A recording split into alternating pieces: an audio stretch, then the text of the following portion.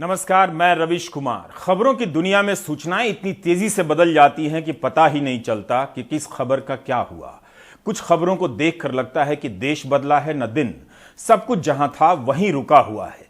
क्या हम एक ऐसे समय और समाज में रहने लगे हैं जहां गृह मंत्री के लिए बोलना इतना भारी पड़ जाएगा कि उनके मंत्रालय ने 2002 के दंगों से जुड़े बलात्कार और हत्या के 11 सजा याफ्ता कैदियों की रिहाई की मंजूरी क्यों दी?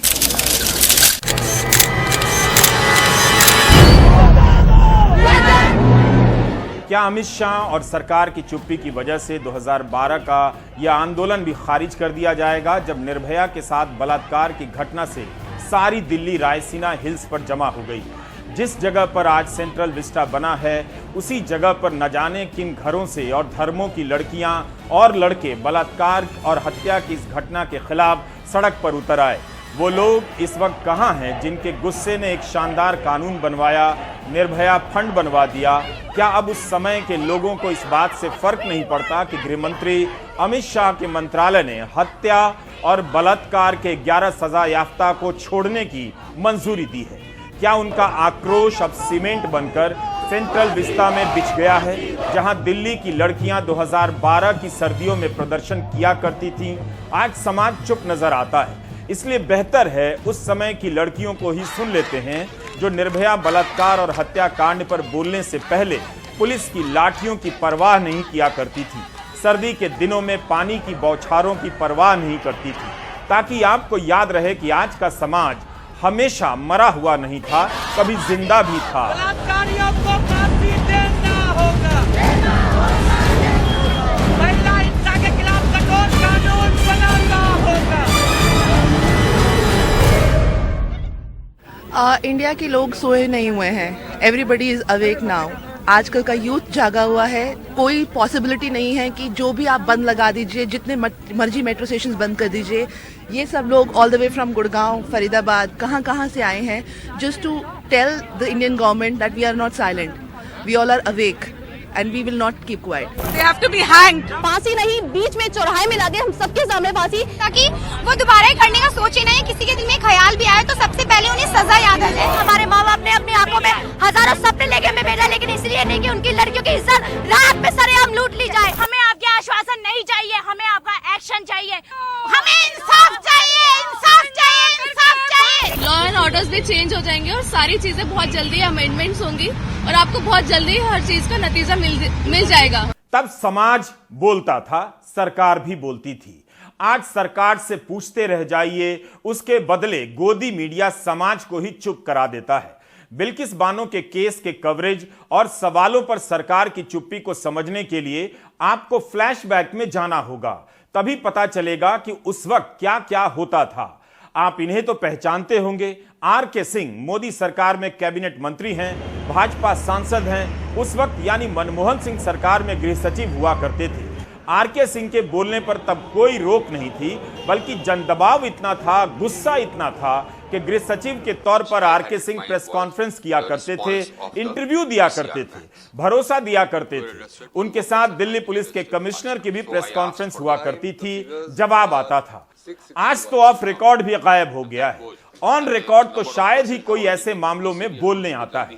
खैर, आज के गृह सचिव अजय कुमार भल्ला ही आर.के. सिंह की तरह बिल्किस मामले में बोल सकते थे। उन्हें इसी अगस्त में 1 साल का सेवा विस्तार दिया गया है। जब गृह मंत्री अमित शाह नहीं बोल रहे, गृह सचिव नहीं बोल रहे, तो आइए उस समय के गृह सचिव के बयानों से ही काम चलाते हैं, जब अफसर बोला करते थे। One question which I had in mind was the response of the PCR vans, as to whether the response could have been faster. So I asked for these times, as to what was the time of the reporting and what was the time of arrival of the PCR van, and I was told 4 minutes. Now that I think is outstanding. The other is regarding this. There's another question. That could they have reached earlier? It's a difficult question to answer because 4 minutes I think is quite okay. The second thing is investigation. Was the investigation prompt? Did it and was the investigation effective? I think it was. 15 अगस्त के दिन जब हत्या और बलात्कार के 11 कैदियों को छोड़ा गया, दंगाइयों को छोड़ा गया, तब उसे लेकर जो सवाल उठे काफी कम थे।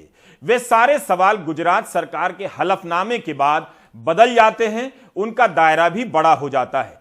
ऐसे ऐसे दस्तावेज निकल कर आ रहे हैं जिससे संदेह और भी गहरा हो रहा है कि इन्हें छोड़ा तो गया है कानून की प्रक्रिया के नाम पर, मगर केवल कानून की प्रक्रिया के नाम पर नहीं छोड़ा गया है। बेहतर होता गृहमंत्री अमित शाह सारे सवालों के जवाब देते। वे चुप हैं, मगर ऐसा नहीं है कि वे सार्वजनिक मंचों पर सक्रिय नहीं हैं। उनके ट्विटर हैंडल को 3 करोड़ से ज्यादा लोग फॉलो करते हैं। इतने लोगों के बीच अमित शाह मौजूद हैं, डिफेंस एक्सपो की तस्वीरें और प्रधानमंत्री के भाषण को ट्वीट कर रहे हैं। इसी में एक ट्वीट इस पर भी कर देते कि उनके मंत्रालय के फैसले को लेकर जो सवाल उठ रहे हैं उस पर अमित शाह क्या सोच रहे हैं। 477 पन्नों का यह हलफनामा नहीं आया होता तो आप बहुत से तथ्यों के बारे में कभी नहीं जान पाते। गोदी मीडिया के इस दौर में न सवाल पूछा जाता है, न पूछने पर जवाब आता है। यह चार्ट भी हलफनामे के भीतर मिला।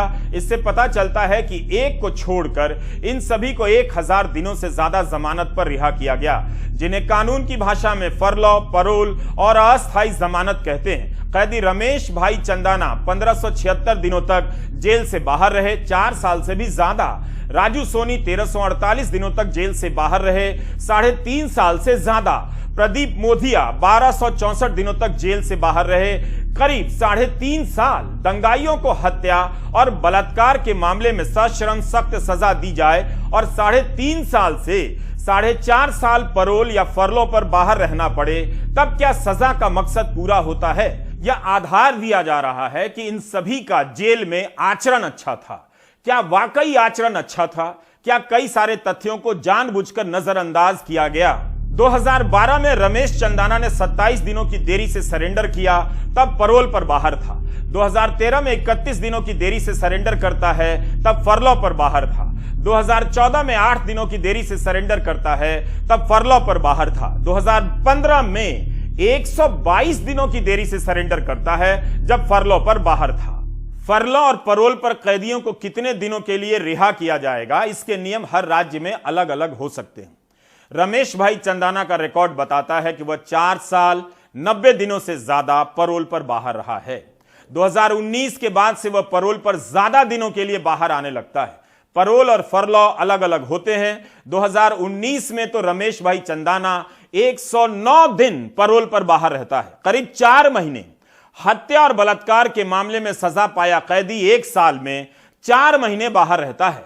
कोविड के समय 5 मार्च 2020 से 31 अगस्त 2020 के बीच 180 दिनों के परोल पर बाहर आता है, 9 दिन जेल में रहता है और फिर से 9 सितंबर 2020 से लेकर 13 फरवरी 2021 के बीच 158 दिनों के लिए परोल पर बाहर आ जाता है। फिर 50-55 दिनों तक जेल में रहता है और 22 अप्रैल 2021 से 9 नवंबर 2021 के बीच 202 दिनों के लिए परोल पर बाहर आ जाता है। इस तरह रमेश चंदाना 5 मार्च 2020 से लेकर 8 अप्रैल 2022 तक परोल पर बाहर रहता है, करीब 2 साल से भी ज्यादा समय तक परोल पर बाहर रहता है।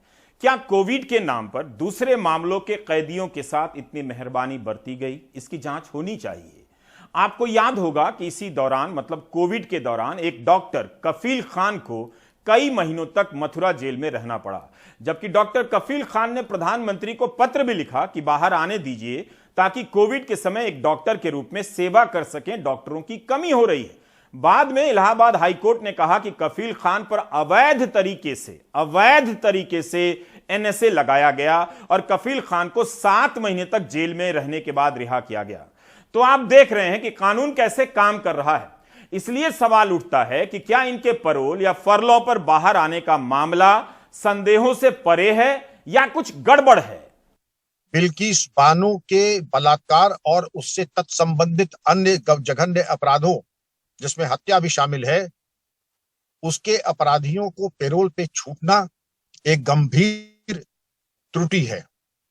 त्रुटि इसलिए भी है क्योंकि उसके बारे में यह कहा जाता है कि पैरोल पर, क्योंकि उनकी नेक चलनी की रिपोर्ट थी लगभग 14 साल जेल में रहने के बाद, 1992 के जो पैरोल और जेल मैनुअल के ऑर्डर्स थे उसके आधार पर उन्होंने कहा यह रिलीज ऑर्डर है। फिर कुछ लोग का यह तर्क था कि 2014 के आदेश के मुताबिक नहीं होना चाहिए था। सुप्रीम कोर्ट ने भी यही कहा कि 1992 के आदेश बल्कि वो प्रासंगिक है जब उनका कन्विक्शन हुआ था।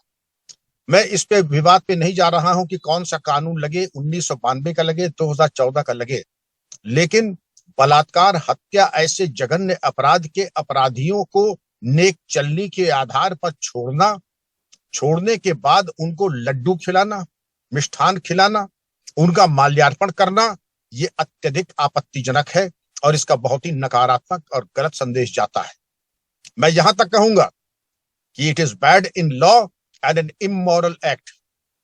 ये बिल्कुल असंवेदनशील, अमानवीय कृत्य है और मुझे सख्त आपत्ति है बलात्कारियों और हत्यारों को पैरोल पे छोड़ा जाना। पूरी प्रशासनिक ताकत होनी चाहिए थी ऐसे हत्यारों को जेल की सलाख के पीछे रखने के लिए कार्रवाई करना। दिखाई उसके उल्टा पड़ रहा है कि पूरी शासन प्रशासन की ताकत लगी बलात्कारियों को जेल से बाहर करने में। यही मेरी आपत्ति है। मैं ये अपेक्षा करता हूं कि इस त्रुटि को सुधारें और समस्त हत्यारों बलात्कारियों को जेल की सलाख के पीछे रखें और इनकी सजा तब तक चलनी चाहिए जब तक जेल के भीतर इनका अंतिम संस्कार ना हो जाए। इसकी जांच होनी चाहिए कि इन्हें 3.5 साल, किसी को 3 साल, किसी को 4.5 साल तक बाहर रहने की मेहरबानी की गई या एक सामान्य कैदी के अधिकार की तरह इन्हें यह सुविधा मिली। जब आप इस सवाल पर सोच ही रहे हैं तो इस पर भी ध्यान दे सकते हैं। इस मामले में भी हत्या और बलात्कार के मामले में सजा हुई है, लेकिन पॉजिटिव न्यूज यह है कि तमाम ट्रक और टेम्पो के पीछे बेटी बचाओ बेटी पढ़ाओ का नारा लिख दिया गया है। 4 दिन पहले डेरा प्रमुख गुरमीत राम रहीम को 40 दिनों के पैरोल पर रिहा किया गया। इकोनॉमिक टाइम्स ने लिखा है कि चुनाव नजदीक आ रहे हैं तो गुरमीत राम रहीम को छोड़ा गया है। इंडियन एक्सप्रेस ने भी लिखा है कि चुनाव के नजदीक आते ही डेरा प्रमुख राम रहीम को पैरोल पर रिहा किया गया। हरियाणा में 3 नवंबर को आदमपुर में उपचुनाव हैं और साथ में पंचायत चुनाव भी। राम रहीम को 2017 में सीबीआई की विशेष अदालत ने 2 महिला शिष्याओं के साथ बलात्कार के मामले में सजा सुनाई थी। 2019 में हिरसा के बहादुर पत्रकार रामचंद्र छत्रपति जी की हत्या के मामले में सजा हुई और पिछले साल डेरा के प्रबंधक रंजीत सिंह की हत्या के मामले में सजा हुई। इंडियन एक्सप्रेस ने लिखा है कि राम रहीम को 2021 में 3 बार पैरोल पर रिहा किया गया, 2022 में 2 बार, फरवरी में 21 दिनों के लिए और जून में 1 महीने के लिए। अब फिर से 40 दिनों के लिए पैरोल पर छोड़ा गया है। नियम है कि साल में 90 दिनों का पैरोल मिल सकता है अगर आचरण अच्छा हो। तो हम बात कर रहे हैं कि जेल सलाहकार समिति ने, गोधरा की जेल सलाहकार समिति ने 2002 के गुजरात दंगों के मामले में किस तरह सजा पूरी होने से पहले माफी देकर छोड़े जाने की इजाजत दी। इस 15 अगस्त को इन्हें रिहा किया गया। तब सभी का ध्यान इस समिति पर था। इंडियन एक्सप्रेस में बीजेपी के एक स्थानीय विधायक CKG राव जी का बयान छपा है कि गोधरा जेल सलाहकार समिति ने आम सहमति से फैसला दिया, लेकिन हलफनामे में आम सहमति की जो भाषा है उसे देखकर लग सकता है कि एक की ही सहमति की भाषा सभी सदस्य बोल रहे हैं। रमेश भाई रूपा भाई चंदाना को रिहा करते समय समिति के कई सदस्यों की भाषा एक समान लगने लगती है। हमने रमेश भाई चंदाना के मामले में देखा जिन्हें 1576 दिनों तक अस्थायी जमानत, पैरोल और फरलो पर बाहर रहने का मौका मिला, 4 साल से ज्यादा। जेल सलाहकार समिति के 5 सदस्यों की भाषा कैसे सेम टू सेम है, अंग्रेजी में है। क्या सभी सदस्यों को अंग्रेजी आती है या अनुवाद हुआ होगा? ऐसे ही एक सवाल मन में आ गया। इसमें 3 सामाजिक कार्यकर्ता हैं और 2 विधायक। जिलाधिकारी, पुलिस अफसर की भाषा इन सभी से अलग है। हमारी सहयोगी शुभांगी अंग्रेजी में लिखे गए सलाह को जल्दी जल्दी पढ़ रही हैं। आप देखेंगे कि समिति के 5 सदस्यों की भाषा सेम टू सेम है, मगर सभी के नाम सेम टू सेम नहीं है। इनके नाम हैं Pawan Kumar Soni, Vinita Ben Lele, Suman Ben Chauhan, Sardar Singh Patel, CKG Rao ji. As per the order of the Honorable Supreme Court and according to the policy of 9 July 1992, the prisoner has completed a sentence of 14 years. District Superintendent of Police Dahod has recommended premature release. District Magistrate Dahod has recommended premature release. Jail Superintendent has stated in the nominal role that the conduct of the prisoner is good and recommended for premature release. Keeping in view the above reasons, I recommend premature release, and this is my opinion. आपने देखा कि रमेश भाई चंदाना के मामले में पांचों सदस्यों की भाषा एक समान है। रमेश भाई चंदाना एक बार पैरोल पर गया तो 122 दिनों के बाद आया। 122 दिन लेट आने पर कैसे लिखा जा सकता है कि समय पर आया करता था या व्यवहार अच्छा था? क्या वाकई व्यवहार अच्छा होने के कारण इन्हें रिहा किया गया? पैरोल पर रिहा होने वाले कैदियों के खिलाफ थाने में जो एफआईआर है, पुलिस के पास 2-2 शिकायतें हैं, उन्हें क्यों नजरअंदाज किया गया? क्या उन पर विचार हुआ था? एनडीटीवी की रिपोर्ट है कि 2017 से 21 के दौरान पैरोल पर बाहर आए 4 कैदियों के खिलाफ बिल्किस बानो केस के 4 अलग अलग गवाहों की तरफ से एक मामले में एफआईआर और 2 मामले में थाने में शिकायत दर्ज कराई गई है। एनडीटीवी को मिली जानकारी के अनुसार साबरबेन पटेल नाम की गवाह ने 6 जुलाई 2020 को दाहोद के राधिकपुर थाने में एफआईआर दर्ज कराई। कैदी राधेश्याम शाह, मितेश भाई भट्ट के खिलाफ एफआईआर हुई है। इसमें महिला की गरिमा को चोट पहुंचाने, हत्या की धमकी के मामले जोड़े गए हैं। एफआईआर कराने वाली साबेरबेन पटेल बिल्किस बानो केस में गवाह हैं। उन्होंने आरोप लगाया कि दोनों कैदियों राधेश्याम शाह और मितेश भाई भट्ट के अलावा राधेश्याम के भाई आशीष ने सबेरा, उनकी बेटी आरफा को धमकाया। इस मामले में लिमखेड़ा कोर्ट में ट्रायल चल रहा है, यानी इस मामले में बरी होने का भी इंतजार नहीं किया गया। गोधरा जेल सलाहकार समिति से लेकर गृह मंत्रालय की मंजूरी तक में इस एफआईआर को किस आधार पर देखा गया या नजरअंदाज किया गया? क्या इसलिए कि हत्या और बलात्कार के मामले में सजा पाए कैदियों के आचरण को अच्छा बताना था? यही नहीं, बिल्किस मामले के एक अन्य गवाह मंसूरी अब्दुल रज्जाक ने 1 जनवरी 2021 को दाहोद पुलिस थाने में शिकायत दर्ज कराई है। लिखा है कि पैरोल पर बाहर आए एक कैदी शैलेश चिमन भाई भट्ट के साथ बीजेपी के विधायक शैलेश भाई भामोर और पूर्व राज्य मंत्री और लोकसभा सांसद जसवंत सिंह ने मंच साझा की। क्या आपको पता था कि हत्या और बलात्कार के कैदी के साथ बीजेपी के सांसद मंच साझा कर रहे हैं? इसकी तस्वीर भी शिकायत के साथ पुलिस को दी गई है। पुलिस को दी गई शिकायत में अब्दुल रज्जाक ने लिखा है कि पैरोल पर आए कैदी शैलेश भट्ट ने उन्हें धमकी दी। गुजरात पुलिस ने इस शिकायत को एफआईआर में बदलने की जरूरत नहीं समझी। एक और शिकायत पुलिस को मिली है जो सजा याफ्ता गोविंद के खिलाफ है। 28 जुलाई 2017 को दर्ज कराई गई। आरोप लगाया गया कि उन्हें समझौता करने की धमकी दी जा रही है। इस शिकायत को भी एफआईआर में नहीं बदला गया। 2002 में बिल्किस बानो ने अपनी 6 साल की बच्ची सहित अपने परिवार के 14 लोगों का कत्ल देखा। उनके साथ सामूहिक बलात्कार किया गया।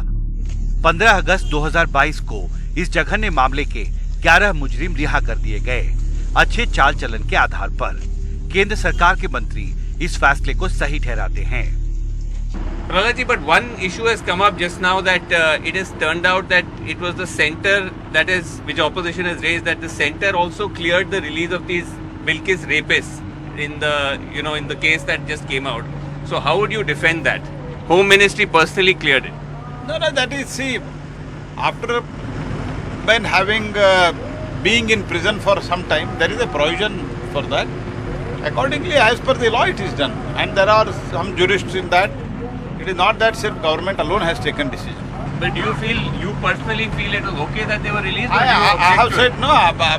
When the government and the concerned people have taken decision, I don't want to make any comment on that, and I don't find anything wrong in that because it is done as per the process of the law. मगर NDTV को मिले दस्तावेज बताते हैं कि इन 11 लोगों को लगातार पेरोल और बेल के जरिए बाहर आने का मौका मिलता रहा और इस दौरान इनमें से कई लोगों ने कानून तोड़े। 2017 से 2021 के बीच कम से कम 4 गवाहों ने 4 मुजरिमों के खिलाफ शिकायत दर्ज कराई कि वे धमकी दे रहे हैं। एनडीटीवी के पास 1 एफआईआर और 2 पुलिस शिकायतें हैं। 6 जुलाई 2020 को राधेश्याम शाह और मितेश भाई भट्ट के खिलाफ 1 एफआईआर दर्ज कराई गई। दाहोद के राधिकापुर पुलिस स्टेशन में दर्ज इस एफआईआर के मुताबिक इन दोनों ने और इनके एक भाई ने गवाहों को डराया धमकाया। 1 जनवरी 2021 को एक अन्य गवाह मंसूरी अब्दुल रज्जाक माजिद ने दाहोद में शैलेश चिमनलाल भट्ट के खिलाफ शिकायत दर्ज कराई कि उन्होंने पेरोल पर रहते हुए उन्हें धमकी दी है। शिकायत में यह भी बताया गया है कि लोकसभा सांसद और मंत्री रहे जसवंत सिंह भभोर ने एक आरोपी शैलेश चिमनलाल भट्ट को मंच पर बुलाकर अच्छे कामों के लिए प्रोत्साहित किया। 28 जुलाई 2017 को 2 अन्य गवाहों ने मुजरिम गोविंद नाइक के खिलाफ शिकायत दर्ज कराई। कहा कि उन पर समझौता करने का दबाव डाला जा रहा है, वरना उन्हें जिंदा नहीं छोड़ा जाएगा। यही नहीं, पेरोल पर रहते हुए मितेश चमनलाल भट्ट पर यौन हमले का भी आरोप लग चुका है। इन तथ्यों को लेकर विपक्ष लगातार सवाल खड़े कर रहा है। अब इस सवाल पर बीजेपी और केंद्र सरकार घिर सकती है कि आखिर ये कैसा अच्छा चाल चलन था और किस बात की जल्दी थी कि केंद्र सरकार ने बेहद जघन्य अपराध के इन दोषियों को छोड़ने की सिफारिश की। बिल्किस बानो का मामला इंसाफ की एक बड़ी कसौटी है। इसमें जरा भी ढिलाई या गलत बयानी पूरे इंसाफ को कटघरे में खड़ा कर देती है। अब जो नए तथ्य सामने आ रहे हैं, उसके बाद देखना बेहद महत्वपूर्ण होगा कि बिल्किस बानो मामले में आगे क्या होता है। दिल्ली से आजम सिद्दीकी के साथ हिमांशु शेखर, एनडीटीवी इंडिया। क्या इन कैदियों को छोड़े जाने का संबंध गुजरात विधानसभा चुनाव से हो सकता है?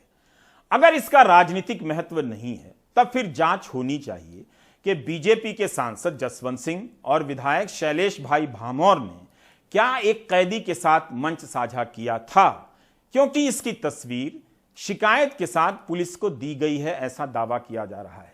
क्या दंगाइयों के साथ मंच साझा किया जा सकता है? बिना किसी राजनीतिक कारण के हत्या और बलात्कार के मामले में सजा पाए कैदी के साथ कौन साझा करना चाहेगा? पुलिस के पास अगर यह तस्वीर है तो उसे खुद से सार्वजनिक कर देना चाहिए, क्योंकि अगर यही तस्वीर विपक्ष के किसी नेता की होती तो गोदी मीडिया की पहली हेडलाइन होती। सवाल पूछा जा सकता है कि क्या इनकी रिहाई का संबंध गुजरात चुनाव से है, लेकिन अगर इसका जवाब हां में आ गया तो किसी भी समाज के लिए यह चिंता का विषय होना चाहिए कि नेता जनता के विवेक को इतना हल्का भी ना समझें कि हत्या और बलात्कार के कैदी को रिहा करने से समर्थन मिल जाएगा। बसपा के सांसद दानिश अली ने इन्हीं सब राजनीतिक संदर्भों में सवाल उठाए हैं। हत्या और बलात्कार के मामले में जिन कैदियों को छोड़ा गया, उसे लेकर केवल तकनीकी और प्रशासनिक स्तर पर ही इतने सवाल उठते हैं कि धार्मिक स्तर पर जाकर राजनीतिक सवाल करने की नौबत बहुत बाद में आती है। हैरानी की बात है कि आम आदमी पार्टी ने इसे लेकर सीधा सवाल नहीं किया। सांसद संजय सिंह कह रहे हैं कि मामला सुप्रीम कोर्ट में है, लेकिन जब हत्या और बलात्कार के सजा याफ्ता 15 अगस्त को बाहर आए, तब तो यह मामला सुप्रीम कोर्ट में नहीं गया था और मामला भले कोर्ट में है, सारे दस्तावेज अब पब्लिक में हैं। क्या आम आदमी पार्टी यही पैमाना सभी मामलों में अपनाती है? आम आदमी पार्टी पर आरोप लग रहा है कि वह खास वजहों से बिल्किस मामले में चुप है। क्या यह मामला केवल बिल्किस का है, महिलाओं के सम्मान का नहीं? उससे ज्यादा गृह मंत्रालय की मंजूरी पर जब सवाल उठ रहे हैं, तब आम आदमी पार्टी को क्यों सुप्रीम कोर्ट का सहारा लेना पड़ रहा है? ये सर्वविदित सत्य है कि जो बलात्कारी हैं उनको बचाने का काम भारतीय जनता पार्टी करती है। अलग अलग राज्यों में इसके आपको साक्ष्य मिल जाएंगे। दूसरी बात यह है कि बिल्किस बानो का मामला माननीय सर्वोच्च न्यायालय में है और वहां से उम्मीद है कि उनको न्याय मिलेगा, क्योंकि सारे तथ्य सर्वोच्च न्यायालय के सामने आ रहे हैं। ये एक मुद्दा भी होगा आम आदमी पार्टी के लिए। माननीय सर्वोच्च न्यायालय के सामने मामला है, न्याय आने दीजिए इसमें। जिन्हें रिहा किया गया वे दंगाई थे, हत्या और बलात्कार के मामले में दोषी पाए गए थे। 2002 के गुजरात दंगों के मामले में इन्हें सजा मिली थी, अदालत ने दोषी करार दिया। फिर आम आदमी पार्टी को इनकी रिहाई पर बोलने में इतना अगर मगर क्यों करना पड़ रहा है? बिल्किस बानो के बारे में सोचिए, उनके साथ बलात्कार करने वाले लोग बाहर घूम रहे होंगे। एक कमजोर महिला पर कितना मानसिक दबाव होगा। यह मामला बेशक सुप्रीम कोर्ट में है, मगर उससे पहले ही कई सारी बातें पब्लिक में आ चुकी हैं। ये दस्तावेज कई गंभीर सवाल खड़े कर रहे हैं। कांग्रेस ने आम आदमी पार्टी की चुप्पी पर सवाल उठाए हैं। इस रिहाई की खिलाफत सीबीआई ने, उस स्पेशल कोर्ट ने जिसने इनको दोषी पाया था, और वहां के एसपी ने की, उन लोगों ने कहा ये एक बहुत ही संगीन जुर्म है, महिलाओं और बच्चों को भी नहीं बख्शा गया था, उनको बिल्कुल नहीं रिहा करा जाना चाहिए। उसके बाद भी गुजरात की सरकार ने अमित शाह की हरी झंडी और स्वीकृति के बाद उनको रिहा किया। ये लोग हजार दिन तो पैरोल पे और फरलो पे बाहर रहे थे, मतलब 3.5 4 साल तो ये आजाद मस्त घूम रहे थे। लेकिन आज सवाल है मौन का, आज सवाल है प्रधानमंत्री के मौन का, आज सवाल है अरविंद केजरीवाल के मौन का। आप तो कभी कुछ नहीं बोलते केजरीवाल जी, बार बार गुजरात जा रहे हैं, अभी भी चुप रहिएगा, आज भी कुछ नहीं बोलिएगा। अब तो यह सर्वविदित है कि अमित शाह की रहनुमाई से ये लोग रिहा हुए थे, अभी भी चुप रह जाइएगा। खैर वो आपका मसला है, लेकिन आज इस देश को यह पूछना और समझना जरूरी है कि क्या बलात्कारियों के भरोसे, क्या उनके बल पर, क्या उनको खुश रख के अब चुनाव लड़े जाएंगे? हमारे समाज में आए दिन बलात्कार की घटनाएं होती रहती हैं। अगर राजनीतिक कारणों से चुप्पी साधी जाने लगे और किसी घटना को इतना राजनीतिक बना दिया जाए कि जांच और कोर्ट की सुनवाई से पहले ही आरोपी का एनकाउंटर कर दिया जाए और जनता ताली बजाने लगे, यह ठीक नहीं। हैदराबाद मामले में जांच और सुनवाई से पहले ही आरोपियों का एनकाउंटर कर दिया गया, बाद में पता चला कि एनकाउंटर फर्जी था। आज ही गाजियाबाद से बलात्कार और हत्या की खबर आई। कथित तौर पर एक महिला को 5 लोगों ने अगवा किया, 2 दिनों तक बलात्कार के बाद मार दिया। अगर इस मामले में दिल्ली महिला आयोग की अध्यक्ष स्वाति मालीवाल बोल सकती हैं, तो बिल्किस बानो के मामले में भी बोल सकती हैं। दिल्ली के जीटीबी अस्पताल में भर्ती 38 साल की महिला के साथ गाजियाबाद में कथित तौर पर गैंगरेप हुआ। बुधवार सुबह दिल्ली महिला आयोग की अध्यक्ष ने कहा, पीड़ित महिला 16 अक्टूबर को गाजियाबाद के नंदग्राम इलाके में अपने भाई की जन्मदिन पार्टी में गई थी। जब वो लौट रही थी तो उसे गाजियाबाद के नंदग्राम इलाके से स्कॉर्पियो कार सवार लड़कों ने अगवा कर लिया।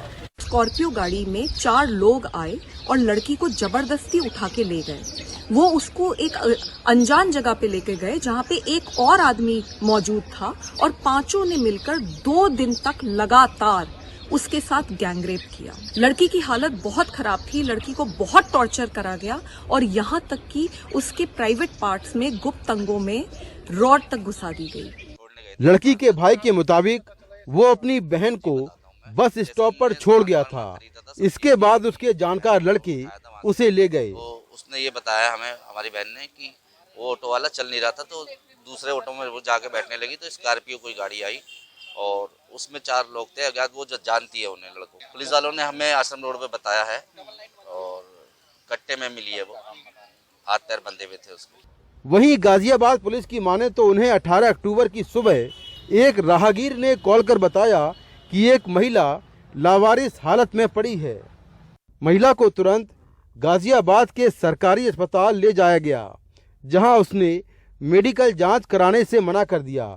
महिला की जिद पर दिल्ली के जीटीबी अस्पताल ले जाया गया, जहां महिला ने कोई बयान नहीं दिया। महिला के भाई की शिकायत पर गैंगरेप का केस दर्ज किया गया। जांच में पता चला कि महिला का आरोपियों के साथ संपत्ति विवाद है। पुलिस के मुताबिक कुछ आरोपियों की लोकेशन भी वारदात वाली जगह नहीं आ रही है। जब इनके भाई ने इनको वापस छोड़ा तब वहां से इनको कुछ लोग ले गए जो कि इनसे पूर्व में ही परिचित हैं। पहले इन्होंने बताया कि 2 लोग थे, बाद में इन्होंने बताया कि 5 लोग हैं और उनके साथ उन्होंने दुष्कर्म करा। बताया जा रहा है कि वो जो व्यक्ति हैं उनके साथ पूर्व में ही एक प्रॉपर्टी का विवाद चल रहा है, जिसमें कोर्ट का केस भी चल रहा है। महिला जो है गाजियाबाद के नंदग्राम इलाके में एक बस स्टॉप में मिली लावारिस हालत में। उसके बाद महिला को गाजियाबाद के सरकारी अस्पताल लाया गया, जहां पर महिला ने अपनी मेडिकल जांच करवाने से मना कर दिया। उसके बाद महिला को दिल्ली के जीटीबी अस्पताल ले जाया गया, क्योंकि महिला का कहना यह था कि उसको जीटीबी अस्पताल में ही भर्ती होना है। महिला के भाई की शिकायत पर गैंगरेप का केस दर्ज किया गया है और इस मामले में एक आरोपी शाहरुख को गिरफ्तार कर लिया गया है। वहीं जीटीबी अस्पताल के डॉक्टरों की माने तो महिला की हालत ठीक है, उसे कोई अंदरूनी चोट नहीं है।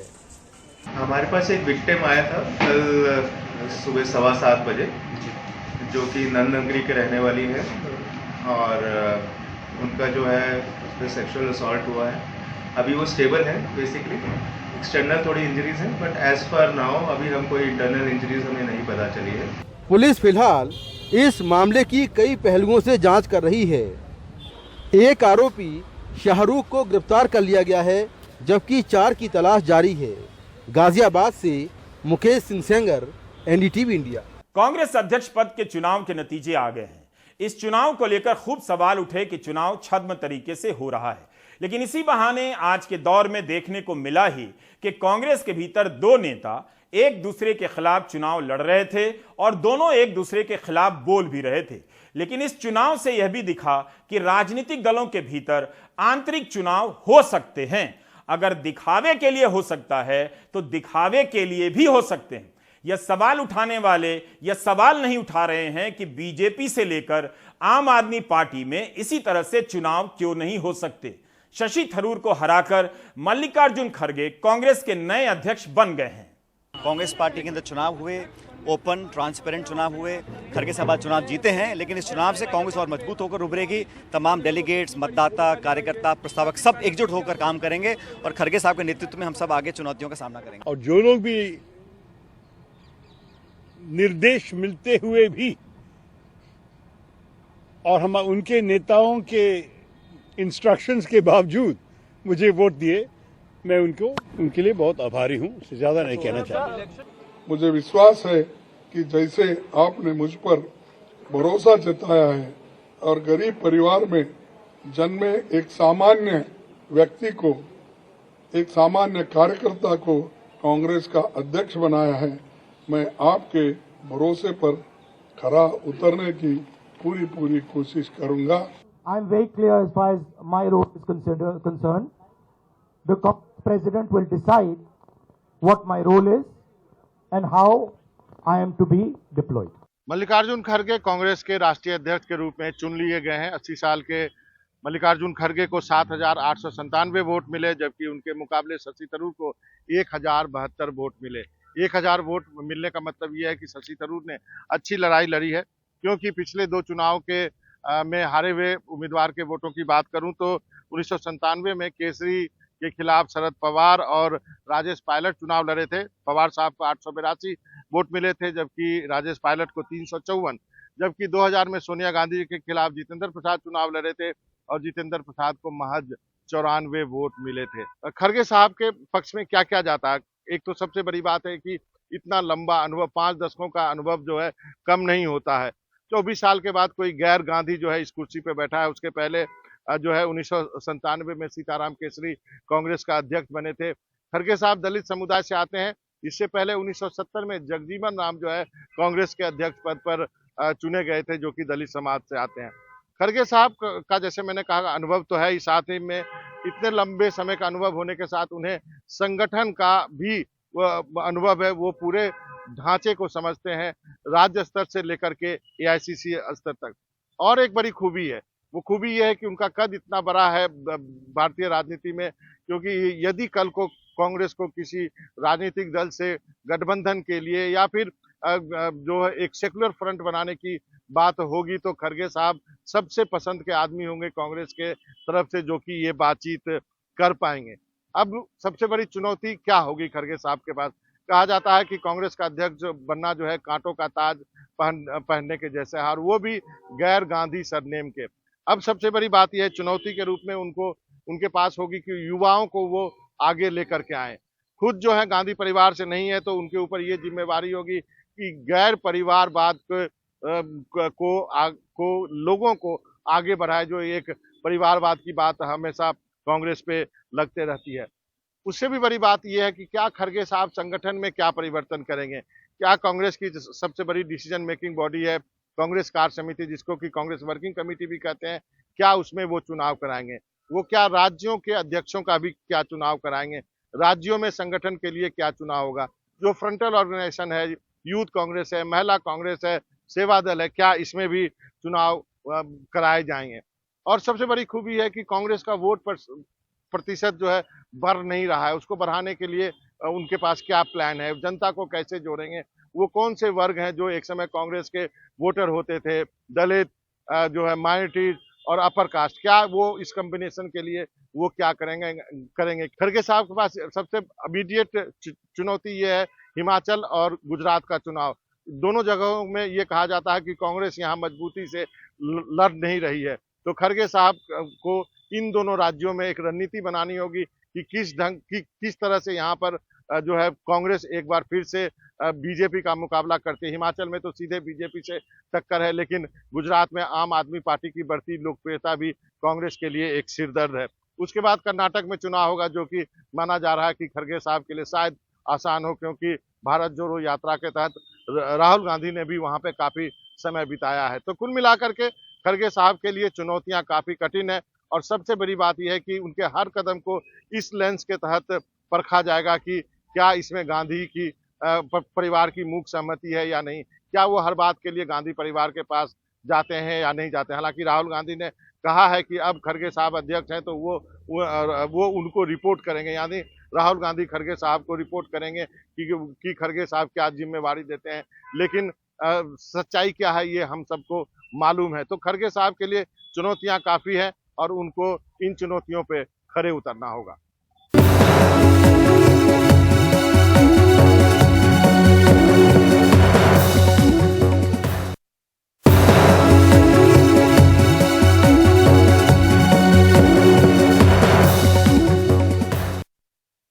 जजों की नियुक्ति को लेकर कॉलेजियम सिस्टम पर सवाल उठते रहे हैं, लेकिन जिस तरह से इन दिनों केंद्रीय कानून मंत्री निशाना बना रहे हैं, उसे पहले से चली आ रही आलोचनाओं के संदर्भ में ही देखा जाए या नया और अनजान सा कुछ होने जा रहा है। कानून मंत्री किरण रिजिजू कह रहे हैं कि जजों की नियुक्ति करना सरकार का काम है।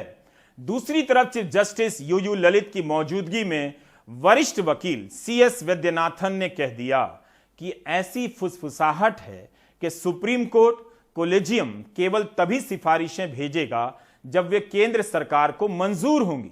मुझे लगता है, वकील साहब कह रहे हैं कि मुझे लगता है कि एक बहुत ही खतरनाक प्रस्ताव है। अगर यह सच है तो इसका मतलब है कि न्यायपालिका की स्वतंत्रता खतरे में है। आशीष भार्गव की यह रिपोर्ट देखिए। आधा समय जजों का दिमाग और समय अगले जज किसको बनाना है उस पर ज्यादा खर्च हो रहे हैं, ना कि अपने पूरे समय न्याय देने में। तो क्यों हाईकोर्ट और सुप्रीम कोर्ट के जजों की नियुक्ति को लेकर मोदी सरकार के तेवर फिर बदल गए हैं। पिछले कुछ सालों से चुप बैठे केंद्रीय कानून मंत्री किरेन रिजिजू ने कॉलेजियम सिस्टम पर जमकर हमला बोला।